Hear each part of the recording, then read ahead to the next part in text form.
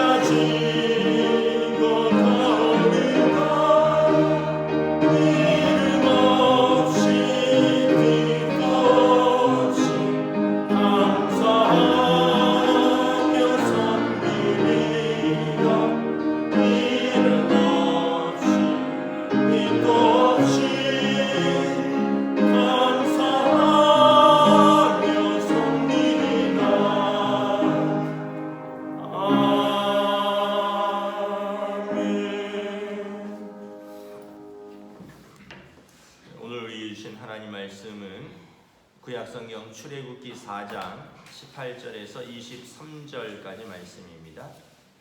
구약성경 출애굽기 4장 18절에서 23절까지 말씀입니다. 다 찾으신 줄 알고 저와 여러분들이 함께 교도하도록 하겠습니다. 출애굽기 4장 18절에서 23절입니다. 모세가 그의 장인 이드로에게로 돌아가서 그에게 이르되 내가 애굽에 있는 내 형제들에게로 돌아가서 그들이 아직 살아있는지 알아보려 하오니 나로 가게 하소서. 이드로가 모세에게 평안히 가라 하니라. 여호와께서 무이디안에서 모세에게 이르시되 애굽으로 돌아가라. 내 민족은 내 목숨을 노리는 자가 다 죽었느니라. 모세가 그의 아내와 아들들을 나귀에 태우고 애굽으로 돌아가는데 모세가 하나님의 지팡이를 손에 잡았더라. 여호와께서 모세에게 이르시되 내가 애굽으로 돌아가거든 내가 내 바로 앞에서 다 행하라. 그러나 내가 그의 마음을 완악하게 한즉 그가 백성을 보내주지 아니하리니 너는 바로에게 이르기를 여호와의 말씀에 이스라엘은 내 아들 내 장자라. 내가 내게 이르기를 내 아들을 보내주어 나를 섬기게 하라 하여도 내가 보내주기를 거절하니 내가 내 아들 내 장자를 죽이리라 하셨다 하라 하시니라. 아멘. 할렐루야. 오늘 또 새날이 시작되었습니다. 하나님께서 은혜와 평강으로 함께하여 주시기를 주님의 이름으로 축복합니다. 오늘 말씀은 이제 애굽으로 돌아가는 모세에 대해서 말씀을 하고 있습니다. 18절에 이제 모세가 장인에게 돌아가서 이제 내가 애굽에 있는 내 형제에게 돌아가겠다. 이제 그들이 살아있는지 알아보려 하겠다. 그러니까 이제 이드로가 모세에게 평안히 가라 하는 거죠. 모세는 이제 바로에게 도망쳐서 40년을 미디안 광야에 살면서 이드로의 집에서 있었습니다. 그래서 그 딸과 결혼을 하였고 두 아들을 낳았죠. 근데 이제 모세의 마음 속에는 항상 내가 내 백성에게로 돌아가리라. 내 백성을 가서 건지리라. 40년 전에 모세가 떠나올 때도 그냥 단순히 사고가 아니라 자기 백성에 대한 어떤 사랑이 있었던 거죠. 이렇게 보면 특별하게 이렇게 민족과 역사 앞에서 이렇게 좀 자기 민족의 또 국가에 대한 사랑이 있는 분들이 있습니다. 대부분의 분들은 그냥 뭐 저도 그렇고 그냥 하루하루 살고 하루하루 그냥 먹고 살고 또 일상이 소중해서 그 어떤 그런 역사나 민족 앞에 깨어 있지 못하는 사람들이 대부분입니다. 그냥 흘러가는 대로. 그런데 이제 보면 역사 속에서 민족 앞에서 이렇게 좀 의식이 깨어 있는 분들이 있습니다. 엊그제 4월 11일이 그 대한민국 이제 그 임시정부 뭐 이렇게 설립 기념일인가 아마 그런 특집으로 방송을 하더라고요. 그래서 제가 잠깐 그 TV를 보면서 이제 그 내용을 이렇게 잠깐 보는데 유관순 열사를 다루더라고요. 그 당시에 아마 17세였던가 18세였는데 그 이화학당의 학생이었죠. 이렇게 옛날 흑백 사진을 딱 보면 그 소녀인데도 17, 18이면 지금 저희 막내딸 나이인데도 눈빛이 흑백 사진에서 이렇게 살아 있어요. 그 당시 이제 그 1905년에 그 이제 한일 합방을 위한 그런 결정을 하고 1910년에 이제 본격적으로 이제 그 기미독립운동 선언이 시작이 되는 거죠. 그러면서 이제 그때 이제 내세웠던 것이 뭐냐 하면 그때 지금 대한민국 헌법 1조를 그때 그분들이 냈어요. 대한민국은 우리나라는 민주공화국이다. 사실 그 전까지만 해도 우리는 군주제였습니다. 조선이라는 나라가 있었고 그리고 이제 입헌 군주제로 가려고 했죠. 완전 군주제에서 입헌 군주제.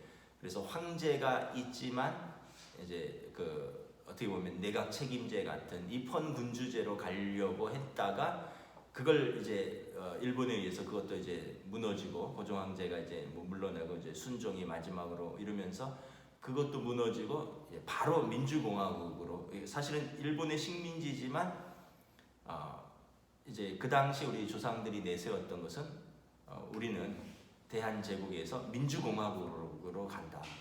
공화국이라는 뜻은 무슨 의미냐 하면 다수가 정치를 결정하는 제도가 공화국인데 우리는 민주적으로 다수가 우리나라의 미래를 결정하겠다. 그래서 우리는 민주공화국이다. 그래서 그 당시에 이 시위, 이제 독립 시위를 할 때 우리가 세계의 명분이 있어야 된다. 단순히 우리나라의 독립이 아니라 세계에 호소할 수 있는 명분이 있어야 되는데 그것이 무엇일까? 그래서 임시정부라든가 그 당시 독립운동을 하는 분들이 세계에 내세운 명분은 뭐냐면 우리나라는 민주공화국이다. 그래서 그러면서 이제 역사 속에서 한 사람 한 사람이 이 공화국의 주인이다. 다수가 정치를 하는 것이 공화국이라 그랬잖아요. 우리는 민주적으로 우리 국민 다수가 역사 속에서 나라의 주인이 되어야 된다. 이거를 이제 세계에 펼치던 때였죠. 그걸 이제 18살 학생이 그걸 받아들인 거죠. 그래갖고는 독립운동을 하는데 사실은 그 학교 선생님들이 다 막았어요. 나가면 안 된다. 나가면 너네 죽는다. 그 선생님이 그 외국인 선교사죠. 너네가 나가면 안전하지 못하니까 나를 밟고 나가라. 막 그렇게. 유관순 기영 열사 같은 경우는 우리 민족을 구하겠다는데 우리 안위가 뭐가 중요하냐 그러면서 담을 넘어서 나갔던 거죠. 그리고는 거기서 1차 시위를 하고 고향으로 내려갔는데 거기가 지금에 있는 옛날에 아우네, 내가 아우른다, 천이 만난다, 병천이죠. 천안의 병천. 거기가 고향으로 내려가서 이제 가족들과 독립운동을 이제 주도를 한 거죠. 그러면서 이제 그런 그 내용들을 잠깐 보면 어떤 사람은 그 태극기를 들고 가다가 일제의 칼이 오른팔을 자르면 왼팔로 태극기를 들고 왼팔도 자르면 입으로 태극기를 물고 나아갔다. 이런 기록들이 있어요. 그래서는 사실은 뭐 그 체포돼서 이제 감옥에 들어가는데 감옥 안에서도 2년형을 받죠. 우리로 말하면 불법 지위, 불법 시위 뭐 그런 제죠. 우리로 말하면 옛날 집시법 같은 거 집단. 근데 감옥에서 또 독립운동을 또 주도합니다. 감옥 안에서. 어떻게 그 18세 소녀가 그럴 수 있었을까? 그 감옥 안에서 만세운동을 주도하고 그 감옥에서 창살을 두드리면서 이제 죄수들을 뭐 죄수라 그래봐야 다 독립운동하다 잡혀온 분들 그분들이 거기서 서대문 형무소에서 또 만세운동을 하다가 결국은 이제 그 고문 후유증으로 돌아가시는 거죠.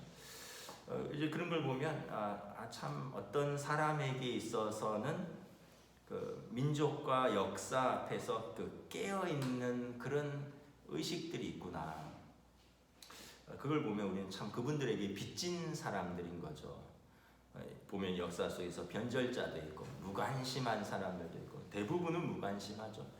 뭐 저도 좀 무관심했었고 그런데 그런 몇 분들이 있기 때문에 그런 분들이 결국은 이제 또 역사 속에서 깨어서 민족을 이끌고 나가는 거죠. 모세를 하나님이 왜 쓰셨을까? 그 마음 속에 그런 민족을 사랑하는 마음이 있었기 때문입니다. 여러분 그 당시에 많은 히브리 사람들이 있었는데 왜 모세를 썼을까? 모세의 마음에 그런 깨어있음과 민족을 사랑하는 마음이 있었다는 거예요. 그는 바로의 왕자로 있었지만 항상 자신이 히브리인으로서 마음에 부채의식이 있었던 거죠. 광야에 있었지만 항상 그는 자기 민족이 애굽에서 고통당하고 있었다는 것을 깨닫고 있었던 것입니다. 그래서 여러분 우리가 이렇게 좀 길게 보고 넓게 보고 좀 깊이 봐야 됩니다. 당장 내 땅값 떨어진다, 뭐 내 땅값 올라간다, 당장 내일이 뭐 내가 먹고 산 이것도 중요하지만 전체의 역사 속에서 전체의 민족 앞에서 우리의 나아가야 할 바를 좀 살펴봐야 되는 그런 것이 중요하다는 거죠. 하나님이 모세를 통해서 그렇게 민족 앞에 쓰시는 거죠. 그런데 이제 중요한 것은 하나님의 때가 안 됐기 때문에 모세가 쓰임을 받지 못했던 것입니다. 40년 전에는 모세가 자기 열심이었습니다. 자기 때였어요.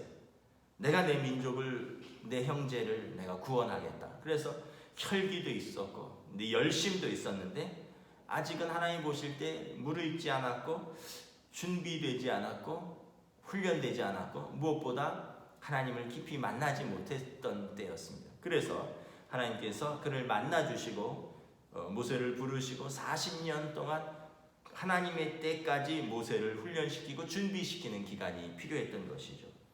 그래서 신학적으로 카이로스와 크로노스라는 표현을 쓰는데, 크로노스는 그냥 연대기적으로 흘러가는 때입니다. 그냥 시간의 흐름입니다. 그러나 카이로스는 하나님의 때라는 때입니다. 그래서 하나님이 이 시간의 역사의 시간 속에서 하나님을 만나면서 그 사람이 하나님께 쓰임받는 때가 카이로스의 때입니다. 하나님의 때. 모세는 이 크로노스의 때, 이 시간의 흐름 속에서 자기가 자기 민족을 해방시키고자 하는 그런 마음이 있었지만 그때는 하나님의 때가 아니었다는 거예요. 그러나 다 포기하고 도망가서 낙심해 있었지만 그때는 사실 또 하나님의 때라는 것을 알 수 있죠.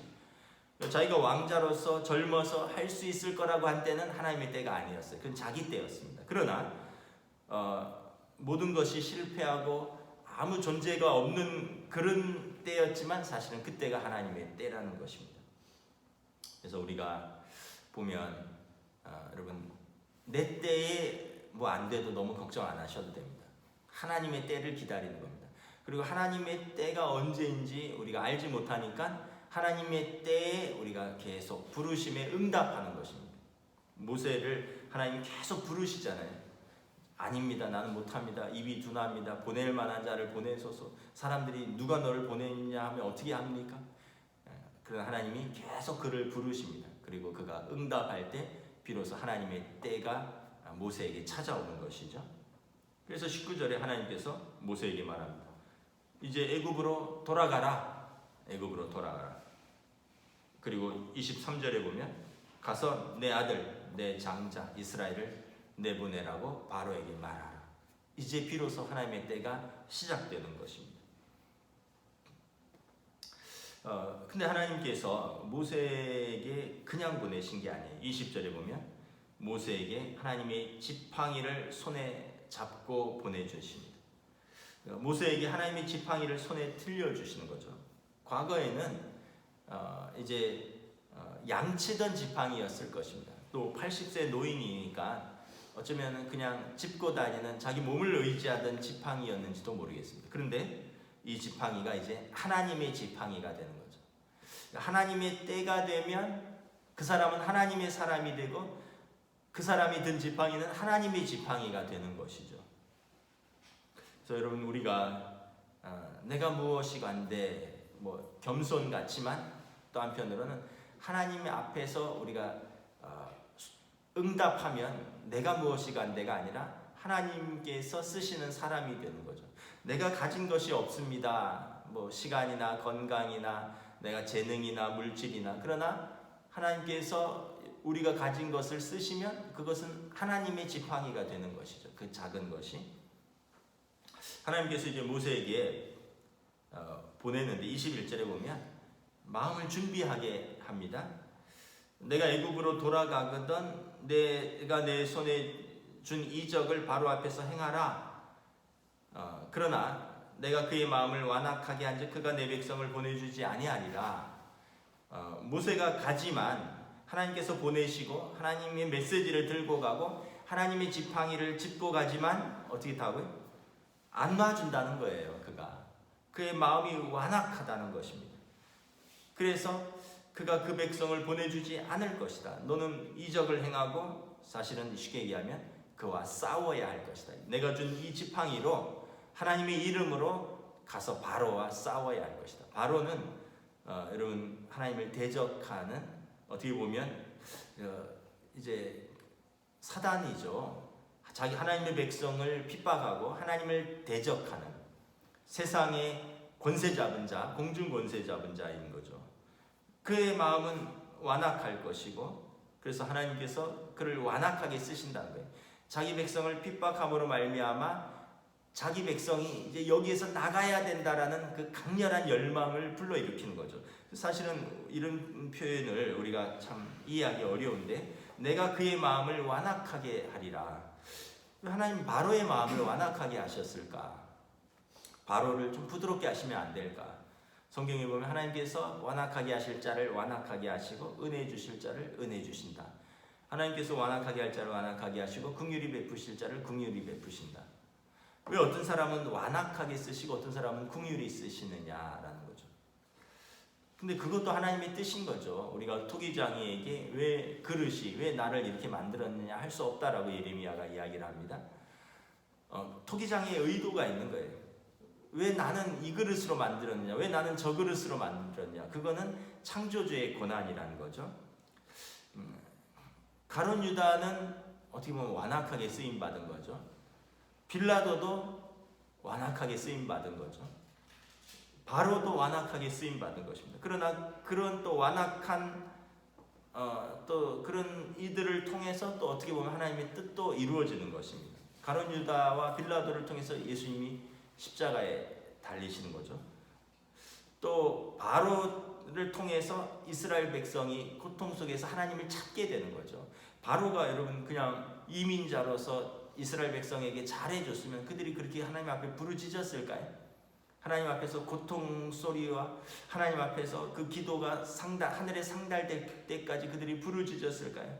그런데 바로가 완악하게 이스라엘 백성을 핍박하니까 그들이 하나님을 부르짖고 찾는 거죠. 여러분 우리 삶의 고통을 왜 하나님이 주시는가? 그러나 그런 과정을 통해서 우리가 하나님을 찾는 거죠. 모든 게 다 잘 되고 모든 게 평안하고 내가 모든 게 잘 나가면 내가 하나님을 찾겠습니까? 그래서 이것은 토기장의 뜻이다. 창조주의 뜻이다. 어떤 이는 완악하게, 바로는 완악하게 쓰임받는 거죠. 나중에 보면 10번이나 이스라엘 백성을 약속을 어기면서 못 나가게 합니다. 10번이라는 것은 그 꽉 찬 수를 말하는 거죠. 그는 완전히 완악한 사람인 거예요. 그래서 여러분 우리가 때로는 우리가 완악할 수도 있습니다. 그런데 하나님 앞에서 하나님이 경고를 주시고 하나님이 때로는 사람 막대기와 인생 채찍으로 우리를 징계하실 때 얼른 돌이켜야 되는 거죠. 그래야 사는 길입니다. 22절에 보면 하나님께서 이스라엘에 대한 표현을 이렇게 말씀하십니다. 너는 바로에게 이르기를 여호와의 말씀에 이스라엘은 내 아들 내 장자라. 이스라엘은 내 아들이라 내 장자라. 하나님께서 이스라엘을 어떻게 생각하실까? 왜 하나님은 이스라엘을 택하셨을까? 이런 궁금증이 있습니다. 여기 한 해답이 있는 거죠. 이스라엘은 내 아들, 내 장자라. 장자란 얘기는 무슨 얘기예요? 차자도 있다는 거예요. 차남도 있고 삼남도 있다는 거예요. 물론 이제 여기서 이제 그냥 상징적으로 장남을 말하는 거죠. 뭐 다른 안중이 아니야 그게 아니라 상징적으로 하나님께서 첫 번째 선택한 백성이다. 그러니까 차남도 있고 장녀도 있고 차녀도 있고 그렇다는 거예요. 그러니까 이스라엘은 모든 민족 중에서 하나님께서 구원의 샘플로 택하신 민족이라는 거죠. 이스라엘을 통해서 하나님 아버지가 모든 백성의 아버지가 되신다는 것을 보여주시기를 원하시는 것입니다. 출애굽기 19장 5절에서 6절에 보면 세계가 다 내게 속하였나니 너희가 내 말을 잘 듣고 언약을 지키면 너희는 모든 민족 중에서 내 소유가 되겠고 너희가 내게 대하여 제사장 나라가 되며 거룩한 백성이 되리라. 세계 모든 민족이 다 내 소유라는 것입니다. 그러나 너희가 내 말씀 하나님의 말씀을 붙들고 하나님의 언약을 지키면 그 모든 민족 중에서 제사장 나라가 될 것이다. 그래서 여러분 하나님이 다 지으셨습니다. 다 하나님의 백성입니다. 그러나 이스라엘에게 먼저 언약을 주었고요. 그들이 그 언약을 붙들면 그들은 제사장 나라가 된다는 것입니다. 아까 장자가 되리라라는 표현과 제사장 나라가 되리라는 표현이 좀 비슷한 의미를 가지고 있습니다. 제사장은 무엇이죠? 구약에서 하나님과 백성 사이에 서는 사람이 제사장입니다. 하나님과 백성 사이를 중재하는 사람입니다. 죄인이 하나님께 직접 나아가지 못하니까 제사장에게 예물을 들고 나아가 제사를 통해서 하나님께 나아가는데 그때 쓰임받는 사람이 제사장인 것이죠. 그러니까 이스라엘은 장자라는 거죠. 이스라엘은 제사장 나라라는 것입니다. 모든 백성 앞에서 먼저 보여주고 쓰임받고 하나님의 살아계심을 증거하는데 쓰임받는 민족이라는 것입니다. 23절에 보면 하나님이 확신을 주셔요. 바로가 완악하고 10번이나 약속을 어겨도 두려워하지 마라. 하나님의 분명한 단호한 메시지를 보여주십니다. 23절에 보면 내가 내게 이르기를 내 아들을 보내줘 나를 섬기게 하라 하여도 내가 보내주기를 거절하니 내가 내 아들 내 장자를 죽이리라 하셨다라 하시니라. 모세에게 가서 바로에게 분명하게 전하라는 거죠. 내 아들 내 장자 이스라엘을 보내주라 그랬는데 너희가 내 아들 내 장자인 이스라엘을 보내주기를 거절하면 너의 장자를 치겠다라는 것입니다. 여러분 정말 무서운 메시지죠. 내 아들 안 보내면 내 아들 죽이겠다는 거예요. 하나님께서 바로에게 이러한 분명한 경고와 그런 메시지를 보낼 테니 모세는 담대하게 가라라는 것입니다. 하나님의 확고한 뜻이 있다는 것입니다. 하나님의 지팡이를 들고 하나님이 보여주신 기적과 이적을 가지고 하나님께서 이스라엘에 대한 그 마음 그리고 하나님께서 바로에게 행하실 계획을 너는 다 들었다는 거예요. 이제 가라는 것입니다. 말씀을 정리하도록 하겠습니다. 우리가 하나님의 때가 있습니다. 내 때가 중요한 것 같지만 하나님의 때가 더 중요합니다. 모세의 때에 하나님은 쓰시지 않았습니다. 하나님의 때에 모세가 사실은 준비되었던 거죠. 그리고 하나님이 부르신다면 그냥 부르시지 않고 그에게 소명을 주시고 지팡이를 들려주시고 그의 대적과 맞서 싸울 힘을 주시는 것입니다. 오늘 우리 삶에서 또 하나님의 때에 우리가 늘 순종할 수 있는 마음을 또 우리에게 허락하여 달라고. 그러려면 성령님의 음성에 귀를 기울여야 되는 것이죠. 내 고집이 아니라 내 생각이 아니라 이건 내가 해야지, 이건 내가 이렇게 계획할 거야. 여러분 그렇게 해서 된 게 있습니까? 우리 인생에서 하나님께 우리 인생을 맡기는 것입니다. 그리고 그때 하나님 앞에서 진실로 쓰임 받는 것입니다. 기도하겠습니다. 하나님 은혜를 감사합니다. 이제 모세를 하나님께서 드디어 그를 이제 이집트로 보내서 자기 백성을 구하라라고 명하십니다. 과거 이집트에서 왕자로 있을 때 가장 젊었을 때 가장 지성이 넘칠 때 가장 힘이 있었을 때 하나님은 그를 쓰시지 않았습니다. 그의 마음에 열정도 있었고 민족을 향한 마음도 있었지만 하나님은 그를 광야로 보내서 그를 낮추시고 그를 하나님 앞에서 완전히 훈련시키시는 그 광야의 40년의 때에 그는 비로소 준비되었고 하나님이 그를 불러서 소명을 주시고 그의 손에 지팡이를 빌려주시고 그를 보내시는 것을 다시 한번 바라봅니다. 우리의 삶에서 우리가 늘 하나님의 부르심에 순종할 수 있기를 원합니다. 내 생각, 내 경험, 또 내 의지, 내 열심, 그때의 나의 때가 아니라 내가 무력할지라도 하나님의 때가 있고 내가 그 부르심에 순종하면 하나님의 지팡이를 손에 들고 하나님의 뜻을 우리 인생에서 우리가 순종하며 행할 수 있다는 것을 다시 한번 깨달으며 오늘 주님이 나에게 부르시는 또 주님이 나에게 주시는 뜻은 무엇인가 오늘도 또 순종하며 나아가는 응답하며 나아가는 시간으로 인도하여 주시옵소서. 감사를 드리오며 우리 주 예수 그리스도 이름으로 기도드리옵나이다. 아멘. 하늘에 계신 우리 아버지의 이름을 거룩하게 하시며 아버지의 나라가 오게 하시며 아버지의 뜻이 하늘에서와 같이 땅에서도 이루어지게 하소서. 오늘 우리에게 일용할 양식을 주시고 우리가 우리에게 잘못한 사람을 용서하여 준 것 같이 우리 죄를 용서하여 주시고 우리를 시험에 빠지지 않게 하시고 악에서 구하소서. 나라와 권능과 영광이 영원히 아버지의 것입니다. 아멘.